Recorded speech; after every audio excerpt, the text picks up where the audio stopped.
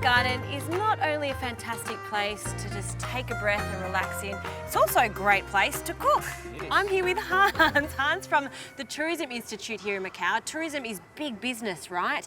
And you're the head chef of the Tourism Institute. Talk to me about what we're going to be cooking today. Today we're going to cook the lotus root.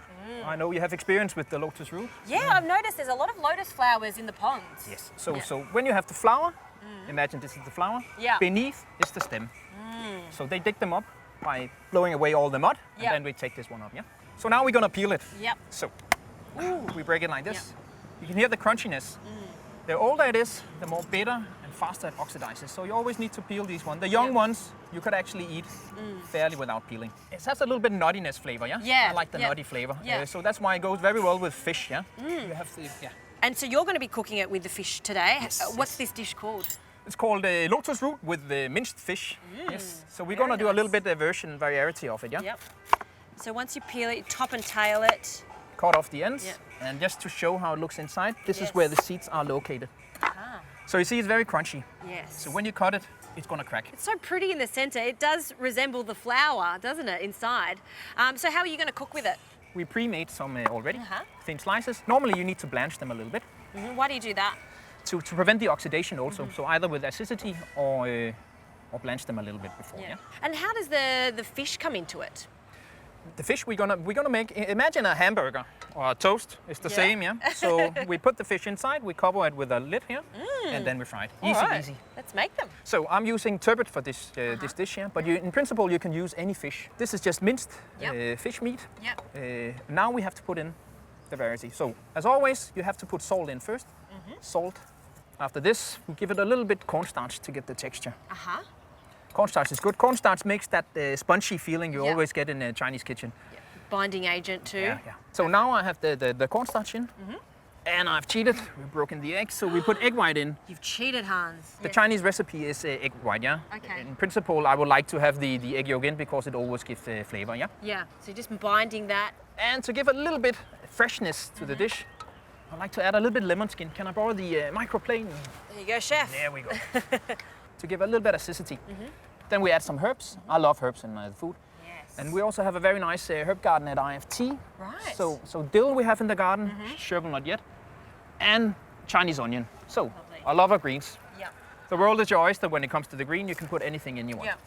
And it's got a light, subtle flavour to it, so it's not going to be overpowering. We'll still taste the turbot in it, which is what we're wanting to do. So we just chop it all. Finally chopping that. Oh, it smells good, doesn't it? I love herbs. So is this like a traditional Macanese dish or Cantonese style dish? This is Cantonese. Cantonese dish, But the definition of Cantonese dish is actually the fresh ingredients, Cantonese kitchen don't use so many components. So the herbs go in. Oh, so you're not folding it. You're actually whipping all those herbs through the mixture. It smells delightful already. All right. What's the next stage? So now we need to put the dish together. So make the fish burgers. We take the lotus root here. Okay. Let's just put them on the table here. And so you blanch this, so rapidly boiling water, pop them in, and then cook them for a couple of minutes. Then just strain them so they stay nice and vibrant white, just like this. They get a little bit slimy, so a good idea is always to add them in a little bit water. Afterwards. Good trick. So now I take only on one side, I put flour on. Okay. So we do like a factory here. We don't do one by one because then you're gonna have flour everywhere, So here. So just putting one side of it in the flour, shaking it off. So you have to be sure the sizes match also, Right, yes, of course, There we go. Can I have a spatula? Spatula, chef? Yes. And then we actually just put the meat in. So you're getting a little mixture, bit of paste. We call it fish paste. Now I take a little bit of the fish. I put it in a thin layer in between here. You don't want it to be too thick because still the lotus root that is the key component here. Sure, So Chinese food, Cantonese food is to share. Yes. So this is not really for restaurant. If you had to make it for a restaurant, of course you need to be sure that the edges are more correct and sharp. So here we are a little bit, we're sitting out in a garden on a table that is too small. So exactly, it's relaxed. This is lovely. So we put that cover on here. Can I do that for you? Yeah, do the other side around. So this side? Yes. Yep. So we've got flour on both sides in the center and then just squish it down. And then you just squeeze it. Just like a little hamburger. almost ready to eat. Yeah, you can eat it now, but I would recommend that you roast it a little bit first, like 2 minutes on each side until it gets golden. Yeah, it wouldn't taste nice now. All right, into the oil.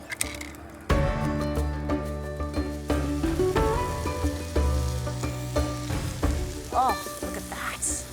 Almost looks like similar like a scallop. Yeah. A scallop, Yeah, absolutely. Let's flip the last 2 ones. Yeah? Yep. Ooh, that's a good one. That's the one I made. You made them all.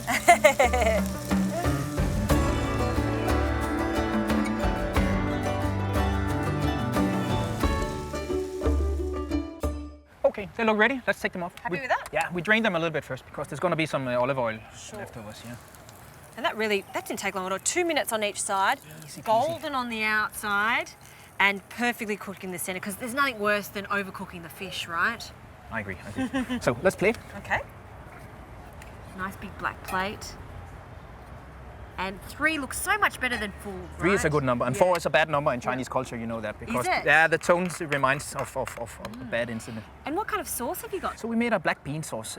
Black beans is very traditional in the Cantonese cuisine, so it makes sense making a little bit sauce for this. Yeah. And it goes really nicely with the nuttiness of the lotus root. And now? A little bit lemon skin. And we finish up with a little bit of these long, lovely herbs here. This has a little bit radish flavor. What is that? It's something called sorry crest, like sorrow. So it has a very nutty radish flavor. Done. There we go. Look at that. All right, Justine, let us have a taste. Absolutely. How's your chopstick skills? I would say my chopstick skills are mediocre. You hold them in the middle, yeah? How's Okay. that? That's good. All right. You go first. And then I'm going to dip it in the sauce. So delicious, and it goes really nicely with the black bean sauce. Perfect, Hans. I love it. Cantonese cuisine, simple. Keep it simple. And such a pleasure cooking with you here today. Thank you.